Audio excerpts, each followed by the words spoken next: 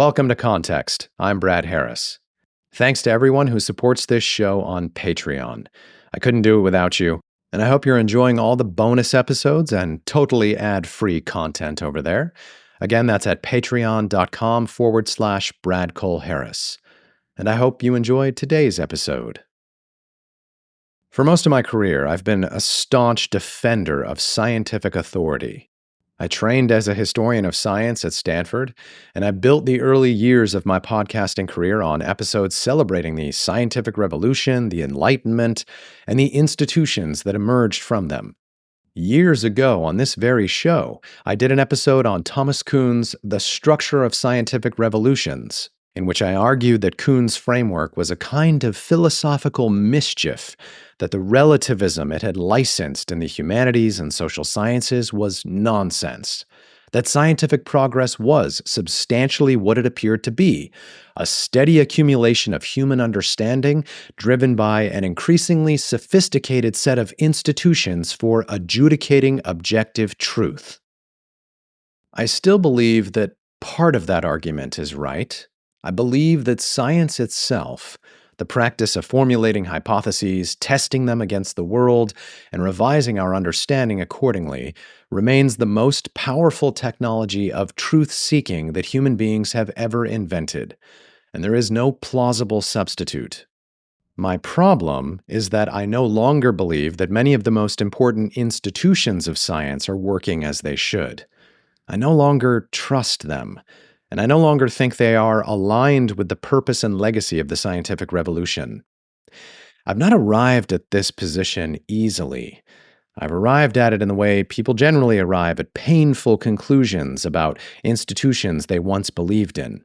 Slowly, against my own preferences, in response to evidence I could not in good conscience continue to ignore. The evidence began accumulating in particular during the COVID pandemic, and it accumulated even faster during what came after. By the time I read that now infamous email, declassified through Freedom of Information Act litigation, in which the director of the National Institutes of Health, Francis Collins, called Jay Bhattacharya of Stanford, Martin Kulldorff of Harvard, and Sunetra Gupta of Oxford fringe epidemiologists, and called on Anthony Fauci for a quick and devastating public takedown of their premises, I could no longer pretend I was watching the institution that Robert Boyle and his colleagues founded in 1660. I was watching something else, something more primitive, something the Royal Society had been built specifically to abolish. This is what this episode is about. Not the failure of science, but the failure of scientific authority, of the credentialing bodies, the prestigious journals, the medical associations, and the public health apparatus that have, over the last decade, drifted into a posture that the founders of modern science would have recognized as exactly the kind of corruption they spent their lives trying to escape from. The recovery, if there is to be one, begins with remembering what those founders actually built and why. In 1660, on the other side of 2 decades of religious civil war that killed roughly 200,000 Englishmen in disputes over what was true, a small group of natural philosophers gathered in London to charter a new institution. They called it the Royal Society, and they inscribed at its founding a motto that has been on its coat of arms for 366 years, Nullius in verba, which means, take nobody's word for it. It's worth pausing on how strange a motto this was for an institution that was, in every other respect, a creation of the English establishment. The Royal Society was chartered by King Charles II. Its early members were aristocrats, clerics, gentlemen of the realm. It was not founded by outsiders or revolutionaries. It was founded by some of the most credentialed people in 17th century Europe. And yet the founding principle they chose was a refusal of credentials. Take nobody's word for it. Not the king's word, not the bishop's word, not the philosopher's word, not their own word. The whole point of the institution was that the answer to any question of fact had to come from somewhere other than the authority of the person making the claim. It had to come from a method, public, replicable, witnessed, that anyone with the patience to follow could apply for himself. The men who founded the Royal Society had grown up watching their society tear itself to pieces over questions of religious truth that could not, in principle, be settled by any of the available methods. Catholics had been killing Protestants, Protestants had been killing Catholics, both had been killing dissenters, and underneath the carnage was a structural problem. A society in which truth was determined by who had the best credentials or government influence had no way of resolving disagreement except through force. What Boyle and his colleagues set out to build was a different kind of institution, one in which credentials conferred no special claim on truth at all, one in which the chemist and the cleric and the king were all equally bound to the discipline of the experiment. One in which, as Boyle himself put it, the proper response to a controversial finding was not to attack the character of the person making the claim, but to attempt the experiment yourself and see what you found. This is the institution we inherited. Take nobody's word for it, is the founding virtue of modern science. Everything else, peer review, replication, transparency, the open publication of methods, the discipline of civil disagreement about findings rather than persons, flows from it. It is what made science work. It is what distinguished science from every prior system of authoritative knowledge. And it is precisely what we are losing. To fully understand why, it helps to look closely at what Boyle and his colleagues actually constructed in the decades after the Royal Society's founding. I covered some of this in detail in a previous episode on Stephen Shapin's and Simon Schaffer's book, Leviathan and the Air Pump, which remains the best historical account of how the modern concept of an objective fact was hammered out in the 17th century laboratory. I won't repeat the whole argument here, but 3 features of Boyle's program are worth recalling because they are the features that the contemporary apparatus of scientific authority has most conspicuously abandoned. The first was the public experiment. Boyle's signature instrument, the air pump, was operated in front of audiences of independent witnesses, sometimes a dozen, sometimes more.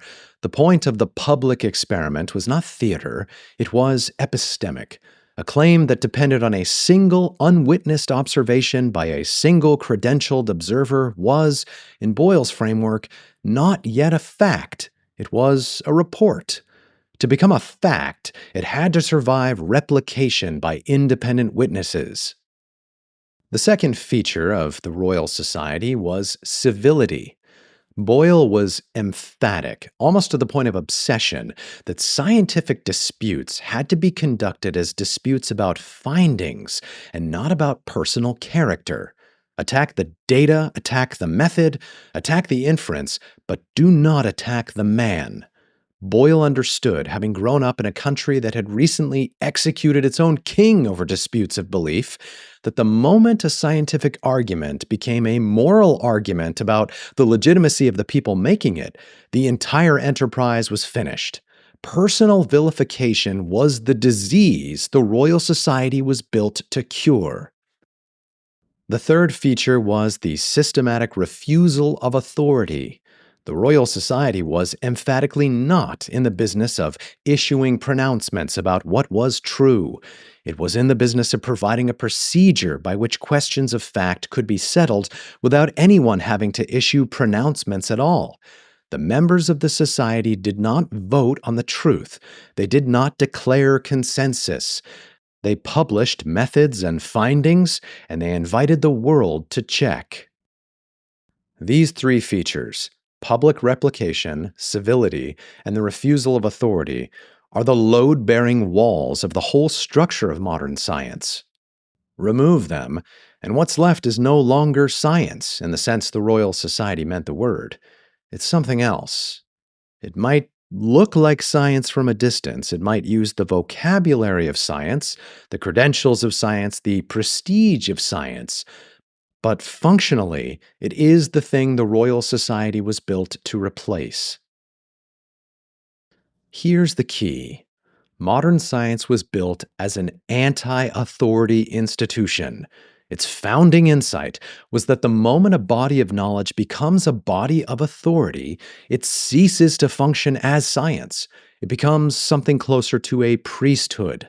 The Royal Society's discipline was specifically designed to prevent this, to make sure that no one, however credentialed, could substitute his own pronouncement for the verdict of the public experiment. So, what I'm arguing is that over roughly the last 15 years, and accelerating savagely in the last 5, the major institutions of contemporary science have inverted this relationship. Again, the credentialing bodies, the prestigious journals, the scientific and medical associations, the public health apparatus, the entire architecture that the public now refers to as the science have stopped functioning as Boyle's Royal Society and started functioning as something much closer to the body it was founded to replace.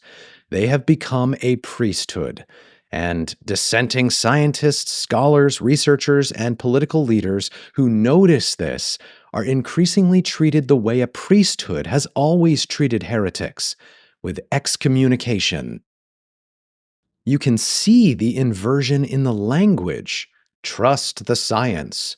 That phrase, repeated millions of times during the COVID pandemic and now permanently embedded in our political vocabulary, is a phrase Robert Boyle would have found horrifying. The whole point of his program was that you did not trust the science, you checked the science. The Royal Society's motto was literally the opposite. Do not trust us. Take nobody's word for it. Once you see that inversion, and once you start looking at the specific cases that have made it so glaring, what you find is not a series of unfortunate exceptions. No, you find a clear pattern. Now, I want to be careful here because the cases I'm about to walk through are politically charged, and I want to make a specific argument about each one that does not depend on anyone agreeing with me about the underlying empirical questions. The argument is about institutional behavior, about what the institutions did, regardless of what the truth turns out to be, about whether they behaved like the Royal Society or like the body the Royal Society was founded to replace. Let's start with the lab leak. In February 2020, when the world was just beginning to grasp the scale of what was happening, 27 scientists published a letter in The Lancet declaring that they stand together to strongly condemn conspiracy theories suggesting that COVID-19 does not have a natural origin. That letter set the terms of respectable scientific opinion on the question of where the virus came from for years. It was secretly organized by Peter Daszak, the president of EcoHealth Alliance, the very organization that had channeled NIH grant funding to gain-of-function coronavirus research at the Wuhan Institute of Virology. So, the author of the letter declaring the lab leak hypothesis a conspiracy theory was also the man with the largest professional conflict of interest of anyone alive on that question. Okay. And for the next 2 years, that letter functioned as institutional consensus. Facebook removed posts suggesting a lab origin, major newspapers described the hypothesis as a fringe theory, and increasingly a racist one. Scientists who raised questions about the lab leak lost speaking invitations and academic standing. I remember being called a racist myself when I questioned the narrative. It never made any sense to me. Wouldn't it have been more racist to assume that the virus emerged from some third world wet market through bats and pangolins than from a sophisticated virology lab? In any case, within a few years, multiple U.S. intelligence agencies had assessed the lab origin as plausible or likely, including the FBI, the Department of Energy, and the CIA. The hypothesis that had been declared a racist conspiracy by The Lancet in 2020 turned out to be the working assumption of much of the United States intelligence community. The point is not that the virus definitely leaked from a laboratory. We may never know with certainty.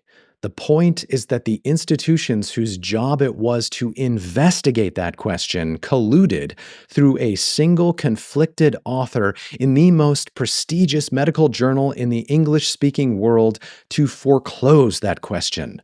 That's not the Royal Society. That is the thing that the Royal Society was founded to replace. Let's move on to our second case, pediatric gender medicine. This second case is, I think, the most damning and the one with the clearest documentary record. In April of 2024, the United Kingdom's National Health Service published the Cass Review, a 4-year independent investigation by Dr. Hilary Cass into the evidence base for pediatric gender medicine. The review's conclusions were devastating. The evidence supporting puberty blockers and cross-sex hormones in minors was, in Cass's careful clinical language, of remarkably weak quality. Sweden, Finland, Norway had already independently come to similar conclusions and had begun rolling back medical transitions for minors on the basis of the same evidentiary collapse. Meanwhile, throughout this period, the American Academy of Pediatrics, the Endocrine Society, and the major U.S. medical associations continued to issue authoritative statements defending interventions that the rest of the developed world was retreating from. Dissenting clinicians were marginalized. Journalists who reported on the evidentiary problems were attacked. Parents who asked questions were told that they were endangering their children's lives. And then, in March of 2024, came the WPATH files. WPATH, the World Professional Association for Transgender Health, is the body whose standards of care guide pediatric gender medicine globally.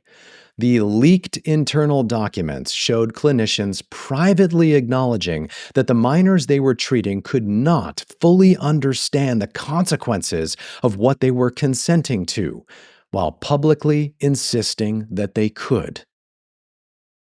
In the future, this may very well be remembered as the largest medical institutional failure of the 21st century, which caused unconscionable suffering to thousands of minors, perpetrated by the credentialing bodies that exist for the explicit purpose of preventing exactly this kind of catastrophe.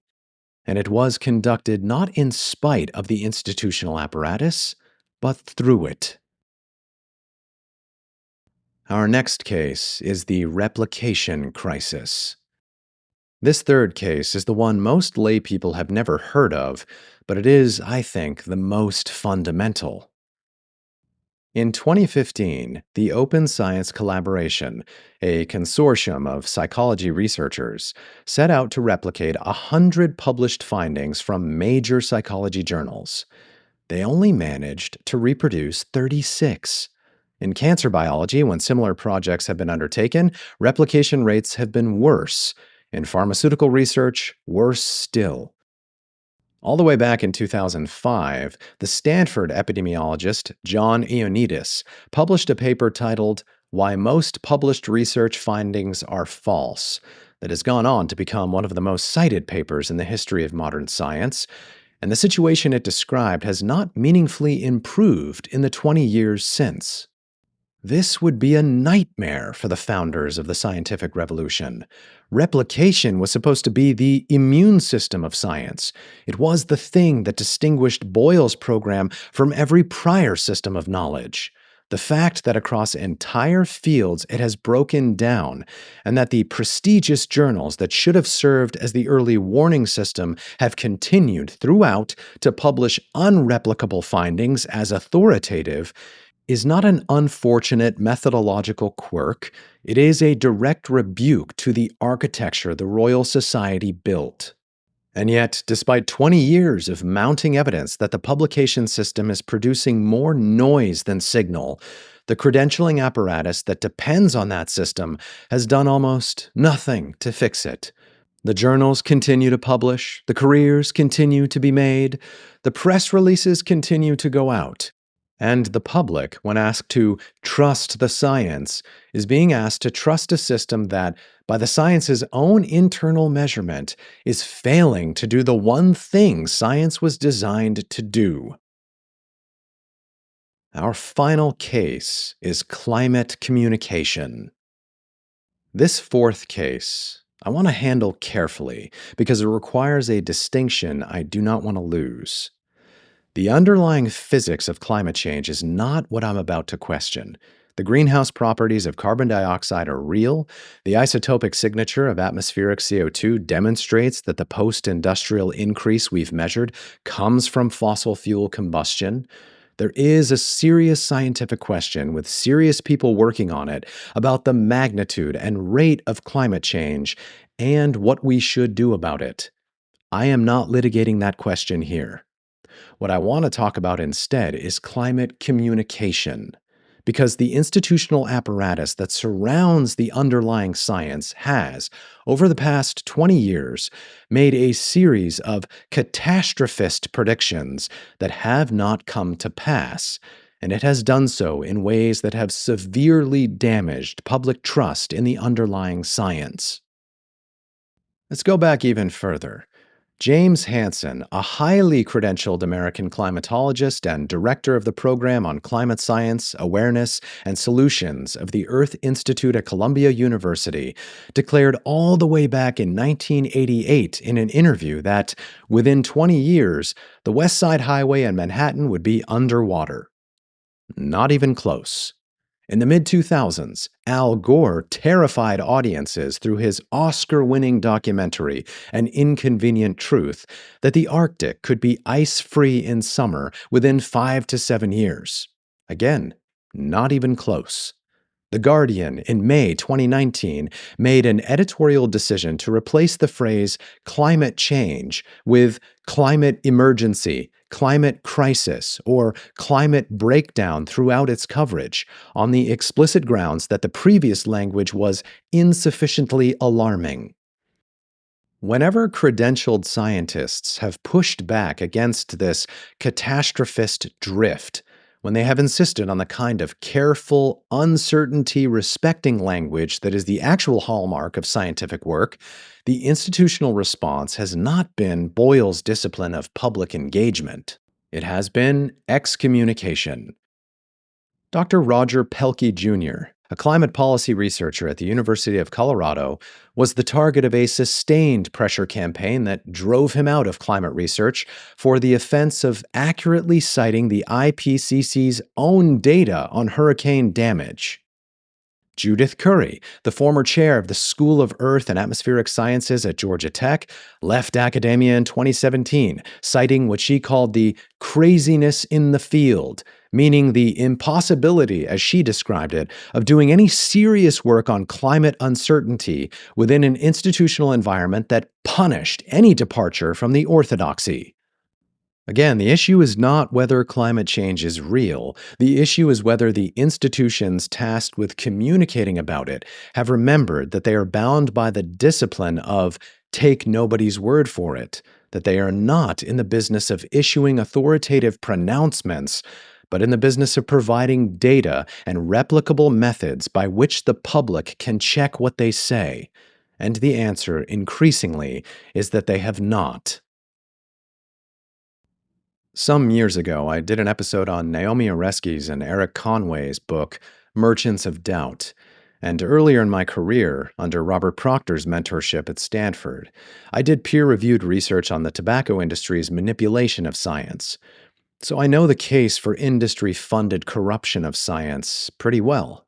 It's real. The tobacco industry did it, the acid rain polluters did it, versions of it have been done by fossil fuel companies. Of course, money can purchase doubt, and doubt can protect profit. But here's what I've come to understand, and what the Merchants of Doubt, published in 2010, did not have the framework to see, because the disease it was describing had not yet metastasized into its current form. The corruption of scientific institutions is universal. Take nobody's word for it, was supposed to protect science from corruption in any direction. Money is one direction, tribal political loyalty is another, ideology is another. The Royal Society's discipline does not apply only to corporate funders, it applies to everyone. And what we've watched over the last decade in particular is institutional capture flowing in the opposite direction from the one that scholars traditionally documented. Not corporate money this time, not big Republican donors, but progressive ideology. And it has done more damage to public trust in science in 5 years than the merchants of doubt managed in 50. Our situation now is a kind of ideological autoimmune disease. Beginning in 2016 and accelerating through the COVID years, a substantial fraction of credentialed America became so allergic to Donald Trump and what he represented that they began to treat any scientific claim that could be associated with him as politically dangerous.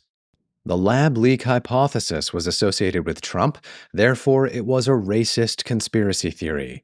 Skepticism of indefinite school closures was associated with Trump, therefore, it was killing grandma.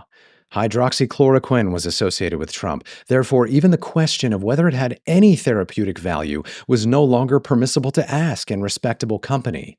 Questions about vaccine mandates and natural immunity were associated with Trump. Therefore, the credentialed epidemiologists asking them were fringe. That last word, again, it's not mine. It is Francis Collins, the director of the National Institutes of Health during COVID. In October of 2020, Francis Collins emailed Anthony Fauci about the Great Barrington Declaration, that document signed by Bhattacharya of Stanford, Koldorf of Harvard, and Gupta of Oxford that questioned the scientific basis for indefinite lockdowns. Collins called these scientists fringe epidemiologists and called for a quick and devastating published takedown of their premises. Not a response, not a rebuttal, a takedown. The director of the NIH, in writing, explicitly organizing the suppression of dissenting credentialed scientists. And for his part, Anthony Fauci, on national television in 2021, said, quote, "Attacks on me, quite frankly, are attacks on science because I represent science." End quote. That sentence, taken seriously by the people who applauded it, is the perfect inversion of take nobody's word for it. It is the sentence Boyle built the Royal Society to make impossible, and it was uttered without any irony by the most credentialed public health official in the United States on primetime television to applause. This is the ideological autoimmune disease. The political, scientific, and medical establishment became so afraid of Trump-style authoritarianism that it generated its own authoritarianism inside the institutions of science. And most of the people inside those institutions still cannot see what they did because they remain so consumed by the original fear that they cannot critically examine their response. They mistook their own tribal hostility for scientific consensus. They mistook their own suppression of dissent for the protection of the truth. They mistook themselves for the Royal Society when in fact they had become exactly what the Royal Society was built to refuse. That is the corruption. And that is what has to be named. And the recovery begins with naming it. The reason this matters, the reason I'm doing this episode, and the reason I would ask you to take it seriously, even if some of what I've said has triggered you, is that we cannot afford to lose the institution. The Royal Society's discipline is not a relic. It is one of the most important inventions in the history of our species. Facts, in the sense Boyle meant the word, are an intellectual technology only a few centuries old, forged in the wreckage of a society that had nearly destroyed itself over disagreements about what was true. The reason we no longer tear our society to pieces over those disagreements, not to mention the reason we have plumbing and antibiotics and air travel and the global eradication of smallpox, is that for several centuries running, an institution existed that was disciplined enough to settle questions of facts without recourse to authority. That institution made the modern world possible, and we're losing it. Not because anyone is burning books, not because of conspiracy theories. We're losing it because the people inside the institution have, in many cases, decided that the discipline of take nobody's word for it applies only to their political opponents and not to themselves. That highbrow credentials are sufficient for authority and that dissent is heresy. That the role of the public is simply to trust and never, ever to do their own research. The recovery, if there is to be one, does not run through the political right, it does not run through the political left. It runs through the rediscovery of a 400-year-old discipline that was never supposed to belong to any tribe in the first place. Take nobody's word for it includes the words of the people you agree with. It includes, most of all, the words of people you want to agree with. That is the founding virtue of science. It is what made science work. And it is the only thing, in the long run, that will make it work again. Thanks for listening. If you know someone who's wrestling with what to trust right now, send them this episode. I'm Brad Harris. So long.